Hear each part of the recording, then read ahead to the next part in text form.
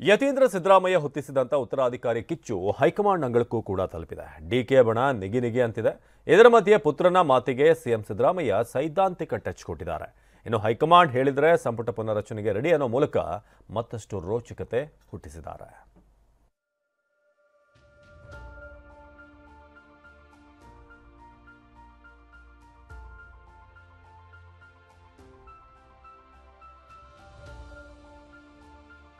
High command ಅಂಗಳಕ್ಕೆ ಉತ್ತರಾಧಿಕಾರಿ ಯುದ್ಧ, ಸೈದ್ಧಾಂತಿಕ ಟಚ್ ಕೊಟ್ಟ ಸಿಎಂ. ನಾನು ಹೇಳಿದ್ರಲ್ಲಿ ತಪ್ಪಿಲ್ಲ, ಏನ್ ಹೇಳಬೇಕೋ ಹೇಳಿದ್ದೀನಿ ಎಂದ ಯತೀಂದ್ರ. ಉತ್ತರಾಧಿಕಾರಿ ಯುದ್ಧ. ಕಾಂಗ್ರೆಸ್ ಕೋಟೆಯಲ್ಲಿ ಉತ್ತರಾಧಿಕಾರಿ ಯುದ್ಧ ತಾರಕಕ್ಕೇರಿದೆ. ಅಕ್ಟೋಬರ್ ಮುಗಿದು ನವೆಂಬರ್ ಆರಂಭಕ್ಕೆ ದಿನ ಹತ್ತಿರವಾಗ್ತಿದ್ದಂತೆ ತೆರೆಮರೆಯ ಆಟಗಳು ಜೋರಾಗೇ ಇವೆ. ಸಿಎಂ ಸಿದ್ದರಾಮಯ್ಯ ನಂತರ ಜವಾಬ್ದಾರಿ ವಹಿಸಿಕೊಳ್ಳಲು ಸತೀಶ್ ಜಾರಕಿಹೊಳಿಗೆ ಸಾಮರ್ಥ್ಯವಿದೆ ಅಂದಿದ್ದ ಯತೀಂದ್ರ ಹೇಳಿಕೆ ಹೈಕಮಾಂಡ್ ಕಿವಿಗೂ ಮುಟ್ಟಿದೆ. ಅಲ್ಲದೆ ಯತೀಂದ್ರಗೆ ನೋಟಿಸ್ ಕೊಡಲ್ವಾ ಅಂತ ಡಿಕೆ ಬಣದ ನಾಯಕರು ಪ್ರಶ್ನಿಸಿದ್ರು. ಹೈಕಮಾಂಡ್ಗೆ ವಿಚಾರ ಮುಟ್ತಾ ಇದ್ದಂತೆ ಮತ್ತು ಡಿಕೆ ಬಣದ ನಾಯಕರು ನೋಟಿಸ್ ಅಸ್ತ್ರ ಪ್ರಯೋಗಿಸ್ತಾ ಇದ್ದಂತೆ ಸಿಎಂ ಸಿದ್ದರಾಮಯ್ಯ ಇನ್ನೊಮ್ಮೆ ಸೈದ್ಧಾಂತಿಕ ಟಚ್ ಕೊಟ್ಟು ಸತೀಶ್ ಲೀಡರ್ ಆಗಬೇಕು ಅಂತ ಹೇಳಿದ್ರ ಅಂತ ಪ್ರಶ್ನಿಸಿದ್ದಾರೆ. ಅವ್ರು ಹೇಳಿದ್ದು ಸೈದ್ಧಾಂತಿಕವಾಗಿ ಅಹಿಂದ ಸಂಘಟನೆ ನಾನು ಮಾಡ್ತಾ ಇದ್ದೆ, ಆಮೇಲೆ ಈಗ ಅದನ್ನ ಸತೀಶ್ ಜಾರಕಿಹೊಳಿ ಅವರು ಮಾಡ್ತಾ ಇದ್ದಾರೆ ಅಂತ ಹೇಳಿದ್ರು. ಅದು ಲೀಡರ್ ಅವರೇ ಲೀಡರ್ ಆಗಬೇಕು ಅಂತ ಹೇಳಿದ್ರ? ಅದು ಲೀಡರ್ ಮಾಡೋದು ಹೈಕಮಾಂಡ್ನವರು. ಅದು ಆಡಳಿತಾತ್ಮಕವಾಗಲ್ಲ, ಸೈದ್ಧಾಂತಿಕವಾಗಿ ಅವರು ಹೇಳಿಕೆಯನ್ನ ಕೊಟ್ಟಿರೋದು. ಅದರಲ್ಲಿ ತಪ್ಪೇನಿದೆ? ಎಲ್ಲರೂ ಅದೇ ಹೇಳ್ತಾ ಇದ್ದಾರೆ. ನೋಟಿಸ್ ಬಂದಾಗ ನೋಡೋಣ. ಡಿಕೆ ಬಣಕ್ಕೆ ಯತೀಂದ್ರ ಸೆಡ್ಡು. ನನ್ನ ಹೇಳಿಕೆಗೆ ಬದ್ಧ, ಸಿದ್ದರಾಮಯ್ಯನವರೇ 5 ವರ್ಷ ಸಿಎಂ ಎಂದ ಯತೀಂದ್ರ. ಡಿಕೆ ಬಣದ ಆಕ್ರೋಶ ತಣಿಸಲು ಸಿಎಂ ಸಿದ್ದರಾಮಯ್ಯ ಸೈದ್ಧಾಂತಿಕ ಟಚ್ ಕೊಟ್ಟಿದ್ದಾರೆ. ಇತ ಯತೀಂದ್ರ ಕೂಡ ನನ್ನ ಹೇಳಿಕೆಗೆ ನಾನು ಬದ್ಧ ಅಂದಿದ್ದಾರೆ.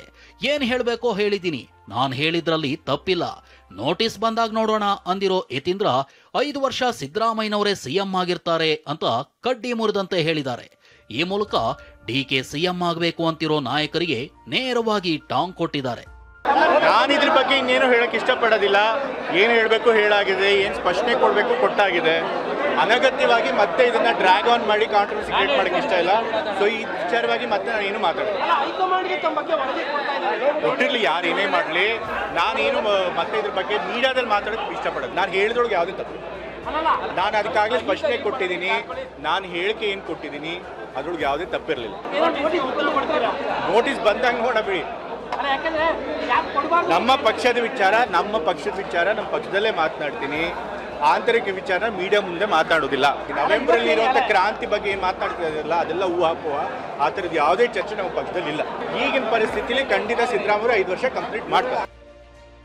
ದೆಹಲಿ ಯಾತ್ರೆ ಬಗ್ಗೆ ಸಿಎಂ ಸಿದ್ದರಾಮಯ್ಯ ಮಾರ್ಮಿಕ ಬಾಣ. ನವೆಂಬರ್ 15ಕ್ಕೆ ಸಿಎಂ ದೆಹಲಿ ಪ್ರವಾಸಕ್ಕೆ ಮುಹೂರ್ತ ಫಿಕ್ಸ್ ಆಗಿದೆ. ಇಲ್ಲಿ ಯಾತ್ರೆ ಬಗ್ಗೆ ಮಾತನಾಡಿದ ಸಿಎಂ ಸಿದ್ದರಾಮಯ್ಯ, ನಾನ್ ದಿಲ್ಲಿಗೆ ಹೋದಾಗ ಹೈಕಮಾಂಡ್ ಭೇಟಿ ಮಾಡ್ತೀನಿ, ರಾಜ್ಯದಲ್ಲಿ ಏನ್ ನಡೆಯುತ್ತೋ ಅದನ್ನ ಚರ್ಚೆ ಮಾಡ್ತೀನಿ ಅಂದ್ರು. ಹೋದಾಗೆಲ್ಲ ಭೇಟಿ ಮಾಡ್ತೀನಿ,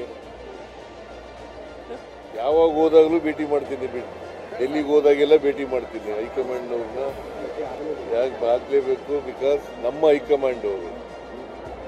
ಸೊ ರಾಜ್ಯದಲ್ಲಿ ಏನು ನಡೀತಾ ಇದೆ, ಆಡಳಿತ ಹೇಗೆ ನಡೀತಾ ಇದೆ ಅನ್ನೋದೆಲ್ಲ ಅವ್ರಿಗೆ ತಿಳಿಸ್ತಕ್ಕಂಥ ಪ್ರಯತ್ನ ಮಾಡ್ತೀನಿ.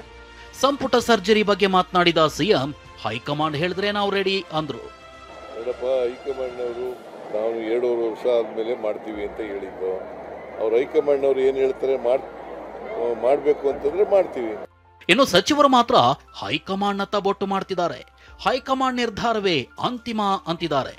ಸಮಯ ಬಂದಾಗ ವರಿಷ್ಠರು ಯೋಚನೆ ಮಾಡಿ ಅದರ ಬಗ್ಗೆ ತೀರ್ಮಾನ ತಗೊಳ್ತಾರೆ ಅಷ್ಟೇ ಹೇಳಲಿಕ್ಕೆ ಬಯಸ್ತೇನೆ. ಇನ್ನು ಉಳಿದಂಗೆ ಇವೆಲ್ಲ ನನ್ನ ಪ್ರಕಾರ ಇವ್ಯಾವು ಸಾರ್ವಜನಿಕರಿಗೆ ನೇರವಾಗಿ ಸಂಬಂಧ ಇರುವಂತ ವಿಷಯಗಳಲ್ಲ. ಯಾವ ಅರ್ಥದ ಹೇಳಿದ್ದಾರೆ? ಅವರೊಬ್ಬ ಹಿಂದುಳಿದ ನಾಯಕ, ಸಿದ್ದರಾಮಯ್ಯನವರ ಸಿದ್ಧಾಂತ ನಂಬಿಕೆಗಳನ್ನು ವಿಶ್ವಾಸ ಇಟ್ಕೊಂಡವಂತವನು ಅಂತೇಳಿ ಯಾವ ರೀತಿ ನಾವು ಬಸವಣ್ಣನ ಮೇಲೆ ಇಟ್ಕೊಂಡಿದ್ದೇವಲ್ಲ ಆ ರೀತಿಯಿಂದ ಒಂದು ಇದರಿಂದ ಮಾತಾಡಿದಾರೆ. ಯಾವುದೋ ಆಶೆನೂ ಇಲ್ಲ, ಸದ್ಯಕ್ಕೆ ಅದು ಅವಶ್ಯಕತೆನೂ ಇಲ್ಲ. ಚರ್ಚೆ ಮುಂದೆ ನೋಡೋಣ. ಇಲ್ಲ, ಅದು ನಿಮ್ಮ ಪಕ್ಷದೊಳಗಡೆ ಚರ್ಚೆ ಆಗತ್ತೆ. ಸಾರಿ, ಅದ್ರ ಬಗ್ಗೆ ನಾ ಏನು ಹೇಳ್ರಿ, ಬೆಂಗಳೂರಾಗೆ ಸಂಬಂಧಪಟ್ಟವ್ರು ಹೇಳ್ಬೇಕಂತ ನಾ ಏನಿಲ್ಲ. ಕಾಂಗ್ರೆಸ್ ಮನೆಯ ದಿನಕ್ಕೊಂದು ಬೆಳವಣಿಗೆಗಳು ಬಿಜೆಪಿಗೆ ಭೂರಿ ಭೋಜನವಾಗಿವೆ. ಕಲಾವಿದರಿಗೆ ನಟ್ಟು ಬೋಲ್ಟ್ ಟೈಟ್ ಮಾಡ್ತೀನಿ ಅಂತ ಧಮಕಿ ಹಾಕ್ತೀರಾ, ಶಾಸಕರಿಗೆ ತಗ್ಗಿ ಬಗ್ಗಿ ನಡಿಬೇಕು ಅಂತ ಧಮಕಿ ಹಾಕ್ತೀರಾ, ಯತೀಂದ್ರಗೆ ನೋಟಿಸ್ ಕೊಡೋ ಧೈರ್ಯವಿಲ್ವಾ ಅಂತ ಅಶೋಕ್ ಟ್ವೀಟ್ ಮಾಡಿ ಕುಟುಕಿದ್ದಾರೆ. Bureau report, TV9.